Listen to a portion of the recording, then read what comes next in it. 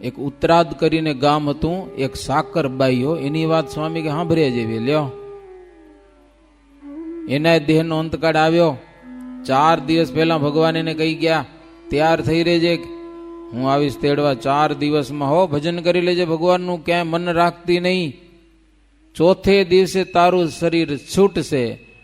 બાઈ તો ભજન કરવા બેસી ગઈ. લ્યો, 4 દિવસમાં હવે મરી જાઉં તો શું કામ માથાકૂટ કરવી, ભજન જ કરવું બસ, બીજું કાંઈ નહીં. શ્વાસો શ્વાસ સ્વામિનારાયણ સ્વામિનારાયણ સ્વામિનારાયણ, જગતથી ઉદાસ થઈને એમ કરતા કરતા 4 દિવસ થઈ ગયા. ત્યાં તો એની ભત્રીજી હતી કેસરબાઈ કરીને, એના ઘરે ભગવાન ગયા, એને દર્શન દીધા.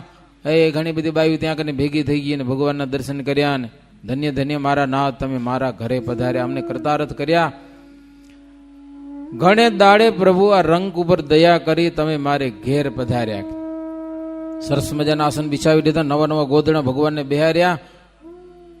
હવે તમારે જમવાનું, કાંઈ વાંધો રસોઈ બનાવો. સરસ મજાના ભાતના ભોજન બનાવ્યા અને ભગવાન શ્રીહરિ પ્રેમથી જમ્યા.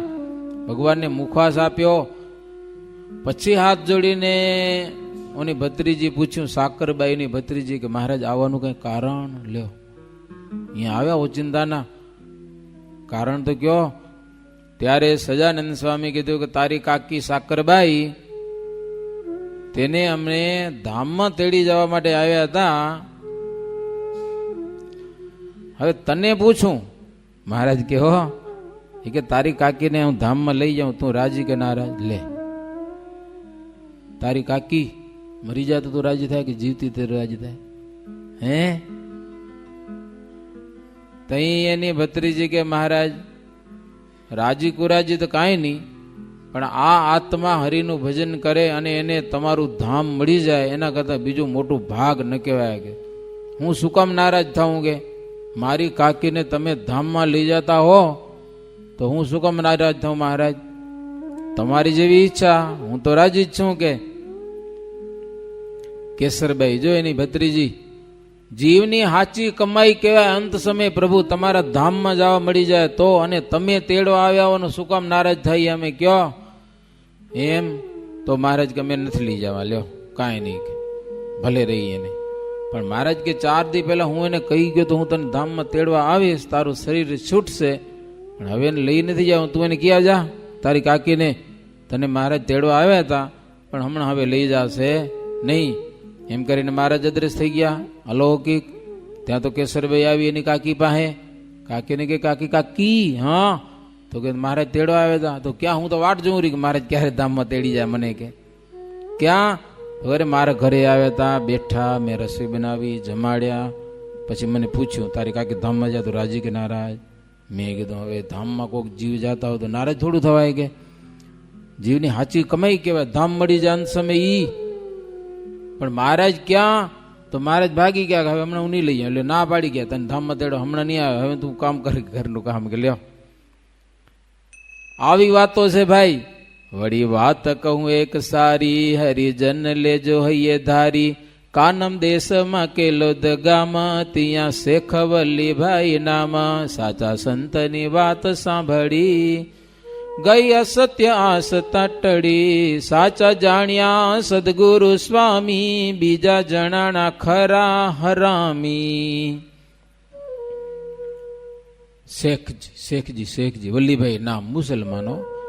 એમ સંતો જતા હતા ને, નમાજ પડતો હતો. શું કરતો હતો? નમાજ. જોયા નમાજ પડે ઈ ગુડા ખોડીને વાંકા વરે ને. હવે નમાજ પડતો હતો વલ્લીભાઈ, તે સંતો ત્યાં ઉભા થઈ ગયા, સમજા ને. નમાજ પડતો હતો, નમાજ પઢી લીધો ને, એટલે સંતો કે શું કરો? તો નમાજ પઢી. કે એમ અલા કોઈ દી દેખાણા? ઓલો અલા દેખાય નહીં કોઈ થી. કે એ તખત ઉપર રે, તખત ઉપર અહીંયા નો આવે એલા કોઈ દી આ લોકમાં. શું કરે વાત? કે ના આવે.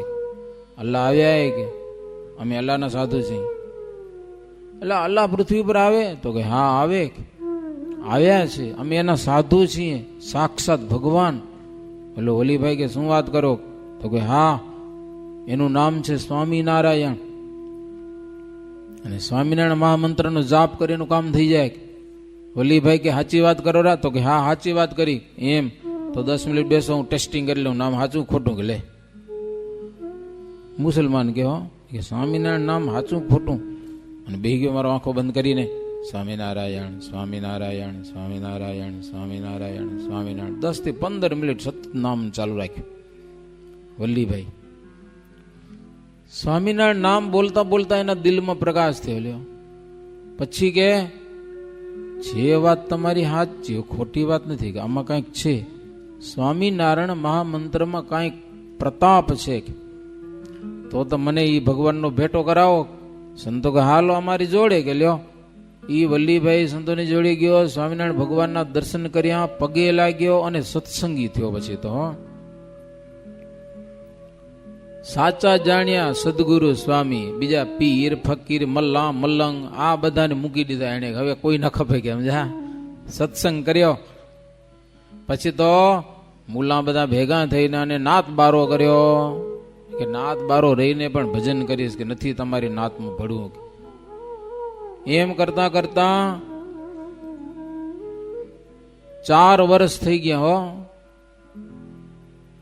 તોય વલ્લીભાઈએ સત્સંગ છોડ્યો નહીં હો. ભલે નાત બારો રાખે, ભગવાન સ્વામિનારાયણનું ભજન કરે, આખી જિંદગી ભગવાનનું ભજન કર્યું. જોકે એની વાતો ઘણી બધી છે. હા, એનો છોકરો મોટો થઈ ગયો, 18 વર્ષનો થઈ ગયો, અને લગ્ન કરાવી દીધા. પછી કે હવે જો તારે ધંધો કરો ને મારે ભજન કરવું છે, બસ ખાલી મને ખાવા દેજે, 1-2 ટાઈમ ઘરે ખાવા આવે, બાકી આખો દી ભજન કરીશ. એનો છોકરો પણ સત્સંગ. નહીં નહીં બાપા તમે, અને કેટલા વાર મોરથી કહી દીધું હો, 18 વર્ષ મેં તને પાડ્યો અને 18 વર્ષ તું મને રોટલો ખાવા દે. કે લે 18 વર્ષ, 19 વર્ષ પૂરું થાય એટલે કાં ધામમાં જાય. જો ભગવાનને મને તેડવા નહીં આવે તો હું ધંધો કરીશ. કે લે 18 વર્ષ પહેલા કહી દીધું, તમે વિચાર કરો. અને 18 વર્ષ પૂરા થયા અને એના છોકરાને કીધું કે બસ હવે મને ભગવાન તેડવા આવશે. પોતી અવધિ દેહની જ્યારે આવ્યા તેડવા મહારાજ ત્યારે. એની તો વાત હજી નવી ને લ્યો. લાવ્યા રથ વેલ ને વિમાન આપે, અશ્વે બેસી ભગવાન. રથ વિમાન ઘોડા ઘણું બધું લઈ આવ્યા હો. આવી વાડીમાં ઉતર્યા નાથ. ગામની પાદરીમાં મોટી વાડી હતી, ઈ વાડીમાં બધા ઉતાર્યા કર્યા. વાડી વાળો કે તમે કોણ આવ્યા છો? કે આ રથ ને વિમાન ને મારા બધા બળદ ને ઘોડા ને મારું બધું ખાઈ જશે કે મોલ કે બધો. સ્વામિનારાયણ ભગવાન કે ચોપ, આ અમારે છે, તારું કઈ ખાવા નથી, કે તારી વાડીનું કઈ નહીં બગાડે, કે આ બધું અક્ષરધામમાંથી આવ્યું છે, તારી ખેતીને કઈ ચિંતા ન કરજે. વલ્લીભાઈ ને ઓળખે તો ગાયને ઓળખું, જા એને કી આવ તને ભગવાન તેડવા આવ્યા છે, જા તારી વાડીમાં કાંઈ નહીં બગડે. હા અમારા ઘોડા કે બળદ તારું કાંઈ ખાવા નથી. ઓલે વલ્લીભાઈને કીધું એટલે તને સ્વામિનારાયણ તેડવા આવ્યા છે, મારી વાડી આખી ભરાઈ ગઈ, રથ ઘોડા વિમાન તે બધું મારું વિમાને વાડી ઉતાર્યા લ્યો. પછી વાલીભાઈ પાસે ગયા, વલ્લીભાઈ પાસે થયા. વલ્લીભાઈ ને દર્શન લાગ્યો પાય, કહે ધન ધન મારે હતો ભરોસો તમારો, જાણું જરૂર નહીં વિચારો. ત્યારે નાથ કહે અમે આજ આવ્યા તમને તેડવા કાજ, એવું સુણ્યું વાલાનું વચન, ચાલ્યા વલ્લીભાઈ તજી તન્ના. તૈયાર થઈ ગયા લ્યો. દીઠા સત્સંગી કુસંગી સૌએ, માન્યું આશ્ચર્ય મનમાં બહુએ. હે સત્સંગી બધા કુસંગી જેટલા હતા ને બધાને ખબર પડી કે સ્વામિનારાયણ ભગવાન આવ્યા, મુસલમાનને ભગવાનના ધામમાં તેડી જાઓ. સાચી દિલથી સત્સંગ કર્યો. કહે ધન્ય ધન્ય સત્સંગ, જીતી ગયા વલ્લીભાઈ જંગ. જંગ જીતી ગયા, જંગ એટલે જિંદગી આખી જીતી ગયા લ્યો. અંત સમય આવ્યો, ભગવાન એને ધામમાં તેડી ગયા. એવો પરિચય થયો પ્રગટ, નહીં માને તે મૂર્ખ અને અજાણ. એમ તો બધા લોકો વાતો કરવા માંડ્યા કે વાત બધી સાચી, સ્વામિનારાયણની જે ભજન કરે અને અંત સમય ભગવાન તેડવા આવે, ન માને આ વાતું એને માણસ ડાયા ન કહેવાય, એને મૂર્ખ કહેવાય. એમ નરનારી જનો બધા વાતો કરવા લાગ્યા. એટલે આપણે પણ જો સ્વામિનારાયણ ભગવાનનું નામ લીધા કર્યું, મંત્ર જાપ કર્યા કર્યો, અંતરે ભગવાન ધામમાં તેડી જશે. સજાનંદ સ્વામી મહારાજની. સ્વામિનારાયણ હરે. વળી સુરત શહેરની વાત કહું સહુ સાંભળો વિખ્યાત. તિયાં રહે બહુ હરિજના કરે સ્વામી શ્રીજીનું ભજન. સુરતમાં પણ ઘણા બધા સત્સંગી પ્રેમથી હરિનું ભજન કરે, એને પણ પ્રચાર થાય. બધા એવું સમજે કે સ્વામિનારાયણનો આશ્રિત થાય, નિયમ ધર્મનું પાલન કરે, ભજન સ્વામિનારાયણ મહામંત્રનું ભજન કરે, એનો દેહ ભગવાન આવ્યા વિના છૂટે નહીં. હા, ઈ નક્કી. ગમે ત્યાં મૃત્યુ પામે તો એને ભગવાન તેડવા આવે.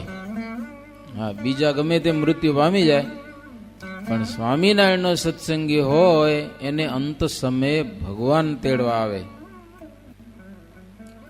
રથ લઈ આવે, ઘોડાનો રથ લઈ આવે, ક્યારેક હાથીનો રથ લઈ આવે, ક્યારેક વિમાન લઈ આવે. પણ ભગવાનનો ભગત અંત સમયે રજા માગે, સગા સંબંધીને બધાને ભેગા કરીને હવે હું જાઉં છું, ભગવાન સ્વામિનારાયણ મને તેડવા આવ્યા છે, ધામમાં જાઉં છું. હો, નહીંતર આવી રજા માગીને કોણ જાય ભાઈ? એવો સૌને વિશ્વાસ. ભગવાનની ભક્તિ કરો, સત્સંગ કરો તો અંત સમયે ભગવાન તેડવા આવે આવે ને આવે, નક્કી વાત. પણ એક વાત છે નવીના, કહું સાંભળજો જન્ના પ્રવીણા. હોશિયાર હોય સાંભળજો. સ્વામી કે એક નવીન વાત છે. એક પારસી અરદેસરજી તેને સત્સંગની રીત રજી.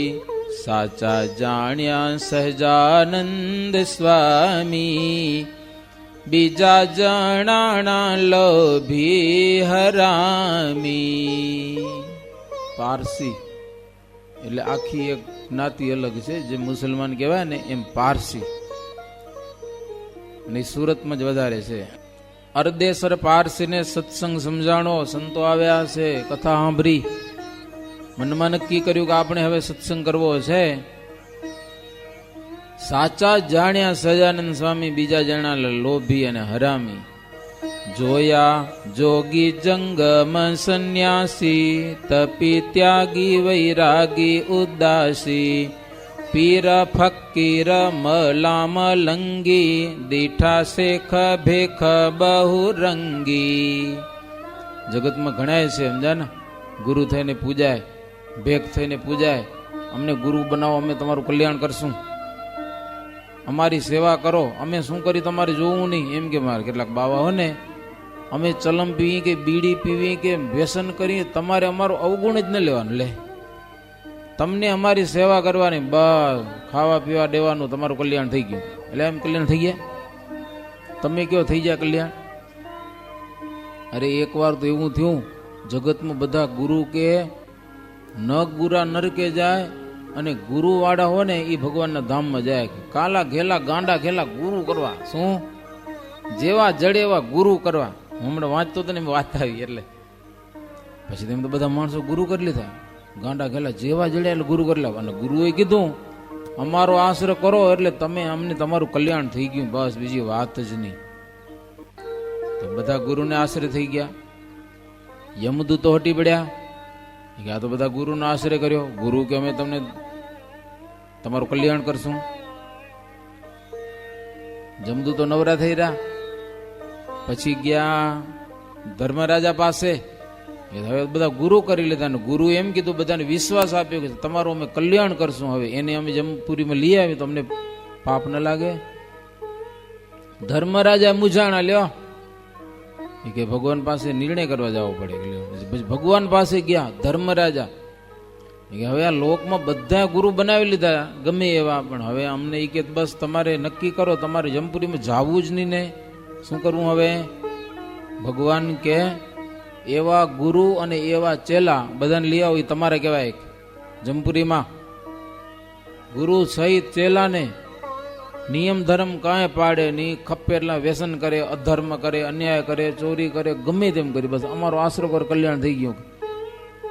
ભગવાન ધર્મરાજાને કે જમપુરીના અધિપતિ ધર્મરાજાને ઈ તમારા જીવ છે, એવા ગુરુ અને એવા ચેલા તમે તમારે એના કર્મ પ્રમાણે દંડા મારો, કે બીજી વાત નહીં. એવો આખો ગ્રંથ છે નિષ્કુળાન કાવ્યમાં. કલ્યાણ નિર્ણય નામનો ગ્રંથ છે. કલ્યાણ નિર્ણય, સમજ્યા ને? દોહા ચોપાઈમાં આખો ગ્રંથ છે. એટલે ગમે તેવા ગુરુથી કઈ કલ્યાણ થઈ જતું નથી. તો આ પારસીને એમ થયું કે જોગી, જતી, જંગમ, સંન્યાસી, ત્યાગી, વૈરાગી, પીર, ફકી, મલા, મલંગી, આવા તો કેટલા પડ્યા છે. એ બધા કેવા છે? એટલે તમે બાજરો આવો ને ક્યારેક, કાણામાં બાજરો થાય ખબર? પછી બાજરો કાઢો ત્યારે માંથી બે નીકળે, બાજરાના દાણા નીકળે ને ઢુંવા નીકળે. ઢુંવા શું કહો તમે? ઉબાજી ઢૂંસા, ઢોસા કે ઢૂંસા, આમાં એમ જ લખ્યું કુકસા. હવે દાણા કાઢી લો, પછી કુકસા વધ્યા હોય એમાંથી કઈ માલ મળે? ગમે એમ કરો તો કઈ મરે? એમ નિયમ ધર્મ વગરના ગુરુ કાંઈ ન મળે. તમે જેટલું કમાવો બધા રૂપિયા દઈ દો ને એને મળે શું? ઢુંવા છે, કચરો છે, કુકસા છે.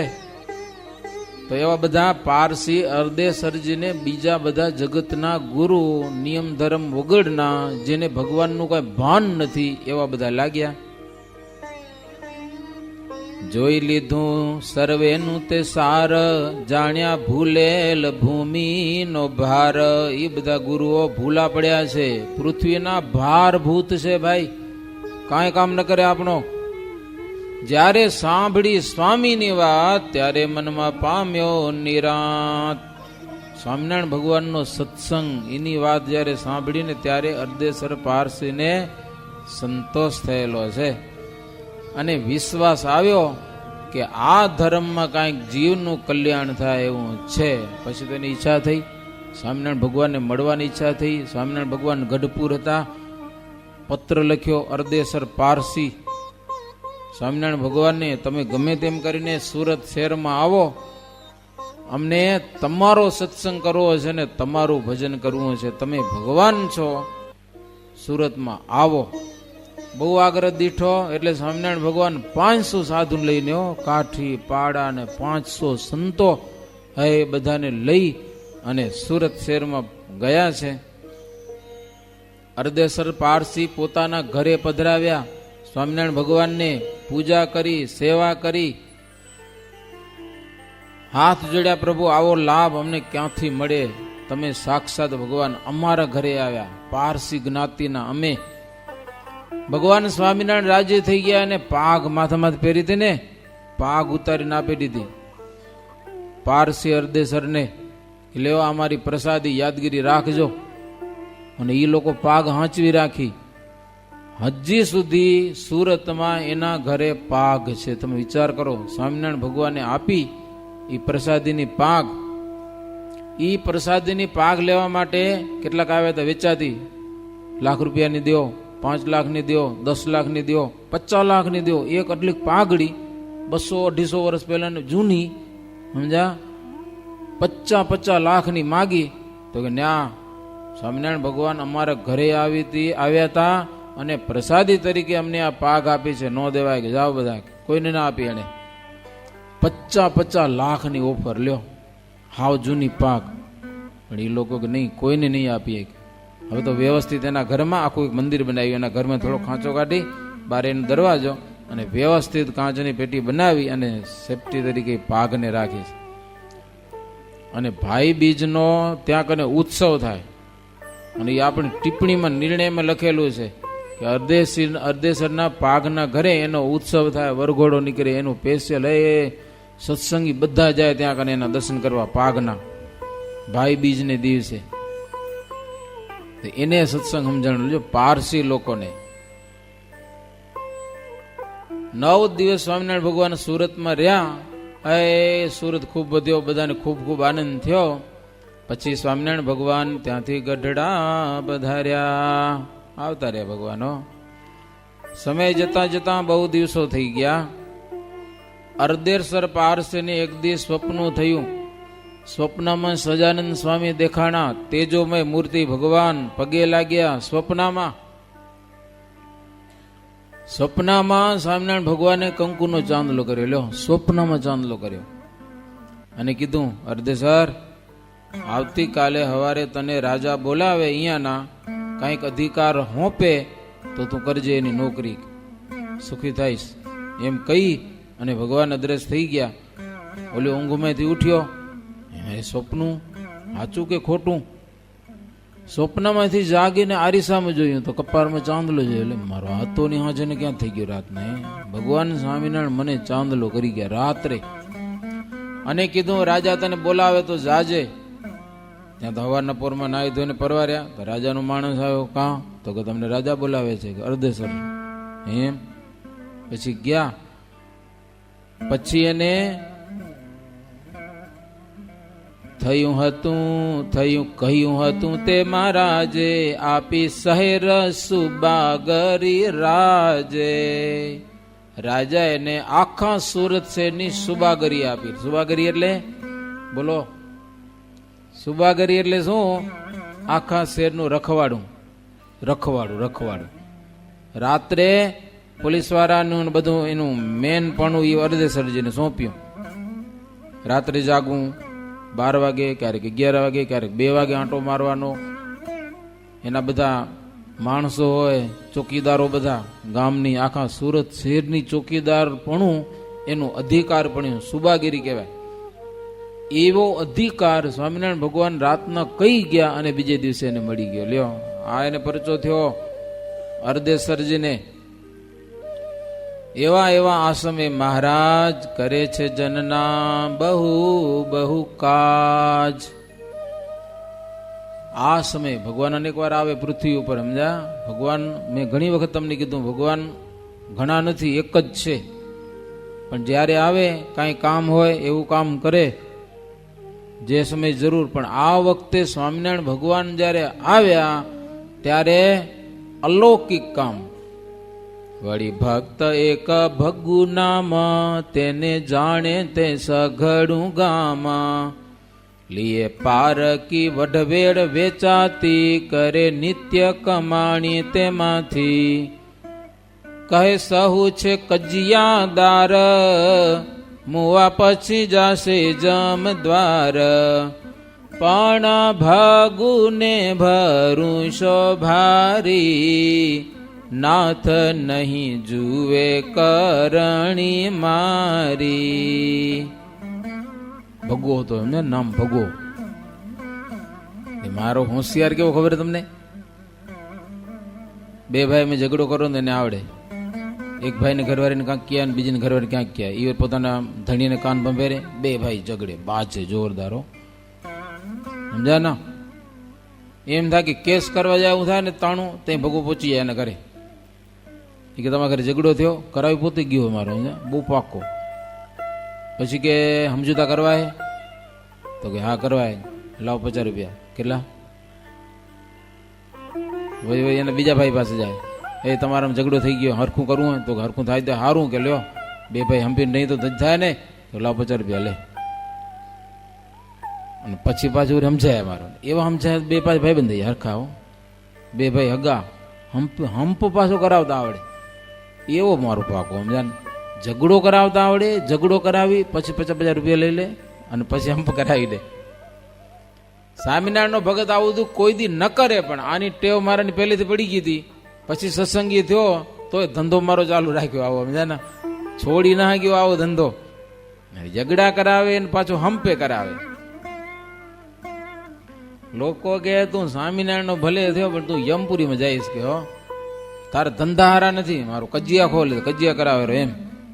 પણ ભગુને ભરું શોભારી, નાથ નહીં જોએ કરણી મારી. પણ ભજન દિલથી કરતો હતો અને એનો વિશ્વાસ હતો કે હું મરીશ ત્યારે મને ભગવાન જ તેડવા આવે.